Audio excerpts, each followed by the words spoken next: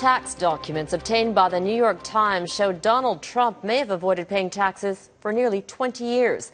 The Republican presidential candidate has refused to release his tax returns, which is typically done by all presidential candidates. But as Aarti reports, Trump's supporters say it's just smart business. For months, Donald Trump has dodged demands for his tax returns to be released, citing he's under audit. My lawyers, they say, don't do it. The IRS says taxes can be released during an audit, and last night, the New York Times exposed the billionaire's tax history. A copy of his 1995 return was sent to them by an anonymous source. The documents show he claimed a $916 million loss, which under U.S. tax rules would allow him to not pay income tax for 18 years. He's a genius. I mean, the reality is absolute genius.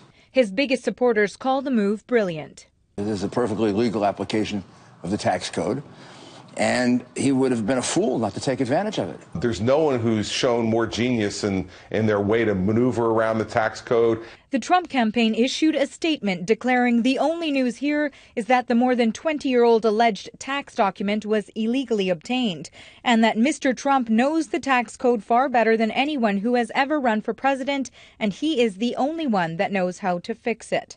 Former Democratic presidential candidate Bernie Sanders doesn't see it that way. Well, if everybody in this country was a genius, we wouldn't, like Mr. Trump is, and not pay any taxes. We would not have a country. I think it's outrageous. No tax talk from Trump at an event last night. The GOP candidate took the opportunity to mock Hillary Clinton's collapse in New York on the 9/11 anniversary. She's supposed to fight all of these different things, and she can't make it 15 feet to her car. Give me a break. Give me a break.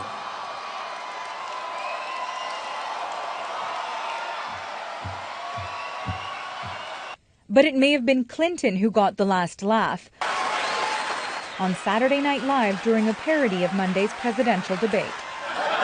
Huge China. Secretary Clinton, what do you think about that? I think I'm going to be president. But Trump's slump in the polls post-debate is no joke. A slide in support the GOP hopes he'll take seriously when the two candidates face off again next week. Aarti, Global News, Washington.